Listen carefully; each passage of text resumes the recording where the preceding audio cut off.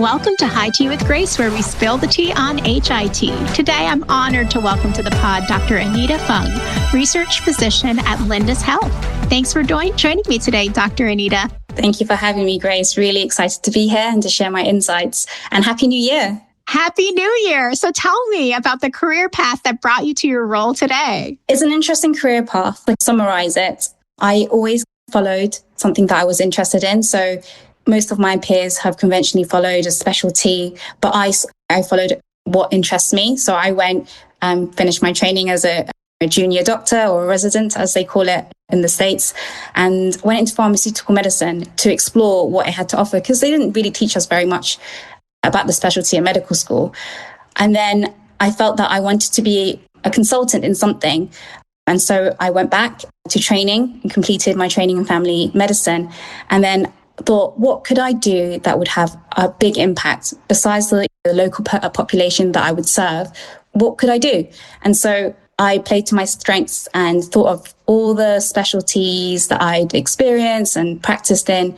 And I came back round to pharmaceutical medicine, and I subsequently landed a role at Lindus Health, which allowed me to actually practice and develop that interest that I have, and definitely feel that I'm hitting my goal of having a greater impact. So a physician and a clinical research queen. We are very lucky to learn from you You're today. too kind. You're too kind. So when people think about longevity, they often jump straight to lifestyle hacks. But from your perspective as a physician working in clinical research, why does women's longevity really start with better research and better data? That's a very good question, and probably something that I'm trying to spread the word about, really, in terms of the articles that I write and some of the interviews that I give. We have to remember that the foundation, the basis of research as it stands, is historically founded on men, the data of men. And it's only until more recently, in the last 50 or 60 years, that actually women were allowed to participate in clinical research because of the thalidomide tragedy back in that day. And for that reason, we really have to be quite critical when we're looking at the data. Where did the data come from? Who does it? What is actually being represented here? Because actually, the physiology between men and women are very different. And there are super writers and super scientists and researchers before my time who have talked about this in their books. I always talk about Invisible Women as a good starting point to really understand the discrepancies. And it's quite a shocking book. When you read it, you're like, oh my God, is this actually for real? And yes, it sadly is. And so my role in pharmaceutical medicine is to try and undo some of that, to raise awareness. And we talk about AI and how we could use that to train for better science. I think we need to really go back to basics. Interesting. When we think about how women are still underrepresented in many of these clinical trials, what are the biggest barriers keeping women out of research still to this day? And how is that impacting what we know about aging, hormones, chronic disease, and things like that? Yeah, really good question. I think fundamentally it's their role in society, and not to ignore those who don't identify as women or whatever, but really, if we were talking about stereotypical roles in society, often it's the woman who is the caregiver. And not only do they now have to care for their home, their children if they have children, their parents, they also have to work a full-time job. And I feel that is a lot to take on, not only having all those hormonal changes if they choose to have periods, for example, and then at some point, as will happen to me and you, the menopause, right? So that's a lot to take on. And I think things that can make clinical trials more accessible for them is breaking down those barriers. We're working on decentralizing clinical trials. So it's good to see that actually they can participate remotely in their own homes. We can ship wearables that can track some of their parameters and things like that. So this is really revolutionary, I would say. As I mentioned, I started clinical trials probably about 10 years ago, and not a lot has changed. But I think in the next 5 years or so, we're going to see a big change, because what happened during COVID, things had to go remote. And now we're having all these wearables come out. And I think young people these days as well are a bit more mindful of their health. So I think there's definitely a greater uptake and interest in longevity, tracking, and understanding physiology a bit more. Absolutely. And so tell me a little bit about traditionally what clinical trials were and what it looks like to decentralize and modernize clinical trials. So like what is the before and what is the after? And like you said, you're hoping in the next 5 years. What are you hoping it looks like within the next 5 years to have a more centralized option? Yeah. So I can only remember what happened, what it was like 10 years ago. And that was very what we call site-based. So an ad would go out, for example, patients would come to that site and some patients would travel very far away in order to access that. So I started off in Alzheimer's disease. And if there were any amendments in the consent form or in the protocol, patients would have to travel far to come and sign that form. It was all very paper-based, for example. And I felt really bad for the patients because these are patients with dementia. It takes a whole day, if not a few more, for them to travel in, sign a form, and then go home. And I felt really bad for it. I'm like, why are we doing this to them? But now, since COVID's happened, we can now do e-consent, which is great because it means that actually older people in Alzheimer's disease or those who can't go to the clinic can be consented onto clinical trials much more easily. It saves them time that they can use to participate in something else that brings them more joy. And then going on to your next question is, what do I envisage in 5 years' time? I would like to think that more and more people can participate in clinical trials in the comfort of their own home. So, for example, if I thought, to my brother, it would be really good if you participated in X, Y, Z trial, he'll be like, oh no, I'd have to go to the clinic, have this done, that done. I'm like, actually, no. So why don't you do some good and participate in a clinical trial? And you might be surprised. That would be the ideal where everyone can get involved, contribute to science, hopefully find like better treatments and cures for some of the conditions and diseases out there.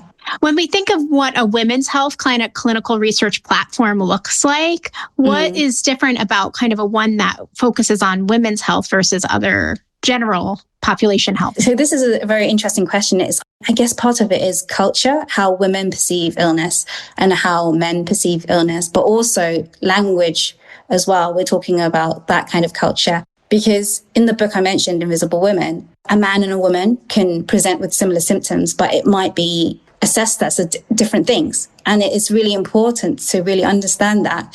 So an example I like to give and talk about is with like ADHD or autism. So women mask very well. This is a known thing. And they get diagnosed much later because they have more anxiety. So oftentimes they're considered, it's anxiety. It's not anything else underlying, right? And then you have the hormonal fluctuations. So it's harder for it to be elicited or to pull out from what is said. And likewise, a woman can go into the ER with chest pain and they might be told, actually, it's just stress. But if a man went into ER with a chest pain, they'd be taken seriously and told it's a heart MI or a heart attack. So it's just understanding how different women, genders, cultures present differently and opening up that conversation and taking things seriously. You mentioned menopause and perimenopause starting to become more of the conversation around research and what we need to do more in that space and something that women really are thinking about and want to have more research on. From a research perspective, what are the biggest gaps in what we still don't really understand about menopause and perimenopause and about how this phase affects women's brains, bodies, longevity, and more? And do you think that more decentralized trials could help really promote more research in that space, in that area? That is a fantastic question. And I don't think I have the answer to that question because I think still very little is known. We are recognizing the need to explore these states a bit more. So I would urge and encourage more clinical trials to factor in this, to have subgroups, especially the women during pregnancy, during the perimenopause, or the menopause, because actually the biology and the physiology is very different then. And also having more diversity, so different ethnicities. Me compared to a Caucasian woman, we might respond differently, but we need to have enough of a sample size to be able to actually pick up these signals and identify if there are any kind of changes.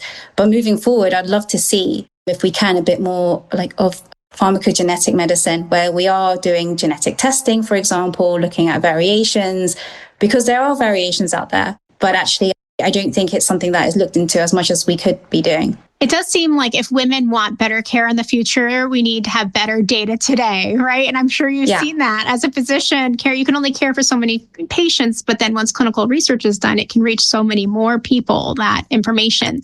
So what are some tangible ways that women can help close the research gap?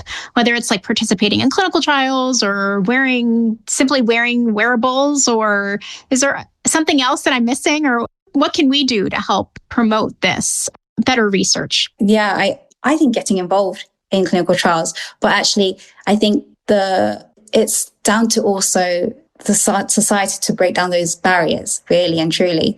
It's to have kind of more advocacy in clinical trials, have more women involved in decision making, and also ethnic minorities as well to represent. And then once clinical trials are much more accessible, then we can get women being more involved in clinical trials, for example. I think there are definitely demand there, but sadly, it is down to caregiving, commitments, responsibilities, which will always take priority.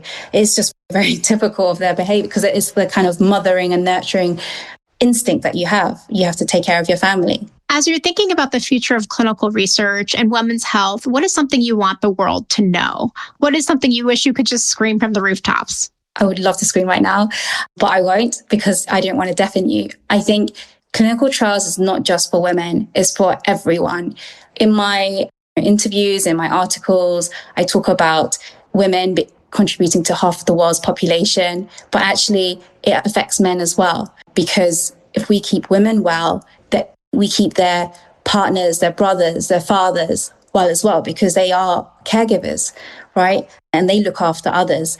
But I think it's just changing culture and getting everyone involved in clinical trials because the data would be there and it would serve other people. And that's why I've been a participant in clinical trials as a healthy volunteer and whatnot. And it doesn't have to be painful or scary at all. And actually, there's a lot of good that can be done. I love it. I love it. Now, my listeners love to hear about what's going on in healthcare and the life sciences, and they also love to hear about what drives women in leadership.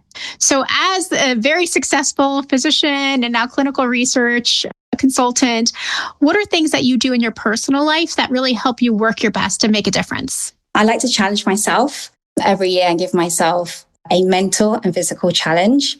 So previously, just like give you some examples, I've done Camino de Santiago, which is it took me 33 days, but it was a 500-mile hike from the edge of France across Spain. And some people know it as a pilgrimage. I did it more for spiritual reasons. I've shaved my head off, for example. I've done a 10-day silent meditation retreat. So that is the kind of challenges I do to really check in with myself and understand my reasons why this year, as we have just crossed the new year, I would like to climb another mountain. Haven't decided which mountain yet, but I think it's great to climb a mountain because it reflects life sometimes where you have to put the hard work in. And then when you look back, you're like, oh, actually, that's a pretty good view, or that was pretty good achievement.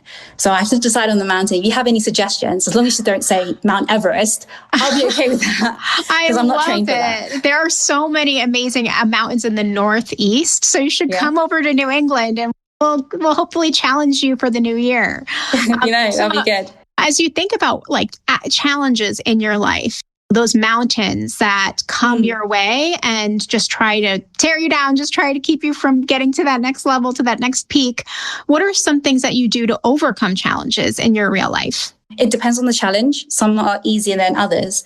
But I feel that the kind of underlying thing is just talking it out with someone.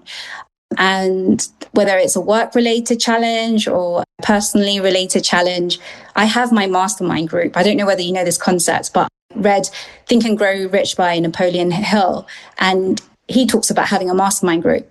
And so what I try to do is sit down and write things out, map it out. What is the challenge? What are the solutions? What are the potential consequences? And then I present them to my mastermind group, to my friends, because I have to remember that emotions exist and sometimes they can really blind you. Fear is sometimes just a delusion, really. And actually, what you're fearing is not what is real. And so I use them to ground me, and vice versa. It works both ways. When they need something, when they're facing a challenge, I offer the same thing. And it's very non-judgmental. It's just facts. What are the facts? Okay, how could we logistically tackle this together? What is the worst case scenario? Okay, you're scared of X, Y, and Z, but why? And just challenging each other on that. Sometimes it's a hard thing to swallow when you're so convinced that everything's going to go wrong. They're like, no, why are you thinking like this? And then feeding back on what happened. And it's usually not as bad as it is, but I think it's having that kind of village mindset, supporting each other through challenges, because those mountains will keep appearing and you're going to have to deal with them. And it's just getting more and more resilient as we work through those challenges together, because you learn something every time. Oh, I love that. We all need each other. So get your mastermind crew together to help you, and you'll help them. It's fantastic. Yeah. And I just am so inspired by that. Do you have any advice for women looking to get into working in the clinical research world, or even looking to get into medicine and making that transition from medicine into clinical research? I'd love to hear a little bit of what your advice would be on any of those things.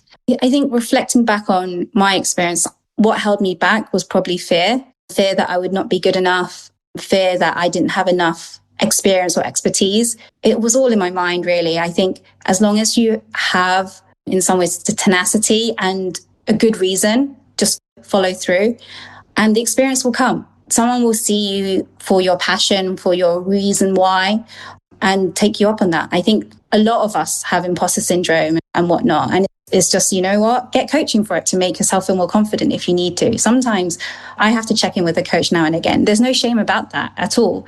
And in terms of clinical research, find the thing that you're most passionate about. Some clinicians base their activities on what interests them, what the speciality is, or where the need is.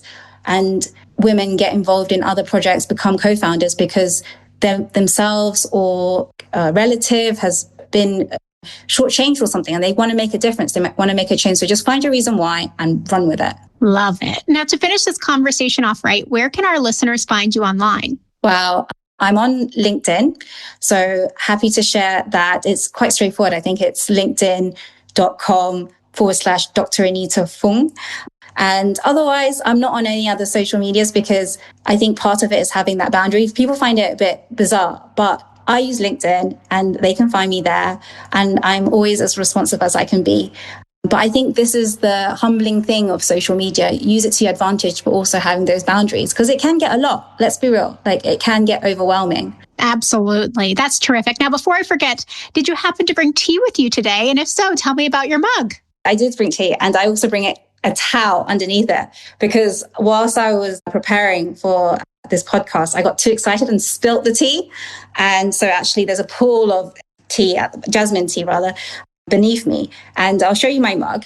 I don't know whether you can see it very well. Yes, I can see it. Explain it to us. So what does it say? It says Weihnacht Market. Basically, it's really poor German that I'm saying.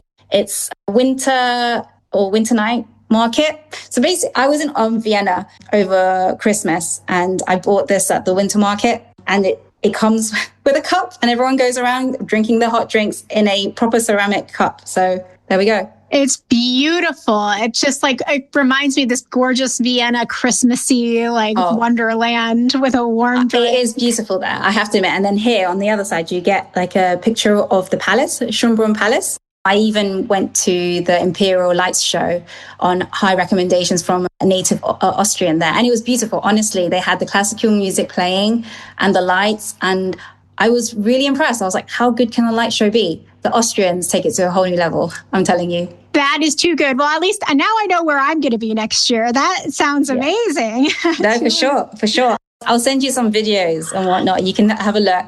Oh, I'd love it. That'll be your taster. Absolutely. Well, thank you so much for joining us today. We loved learning from you. Keep going. We're so proud of all the work that you're doing over there at Lindus Health and in your consultancy world. And just keep thriving. No, thank you so much. And Grace, really, I think it's honorable what you're doing and you're spreading the word. So thank you for giving us this opportunity, and you're doing your part as well. So thank you. Thank you. And thanks to you folks for joining us too. Check out the HITea with Grace podcast for more interviews with great guests like Dr. Anita today. Cheers. Like a Girl Media is more than a media network. It's a community. We want to meet you and amplify your voice and the voices of outstanding women innovating in healthcare. Interested in starting your own podcast or hosting an event near you? Connect with us online or in person. We're here to support and empower you.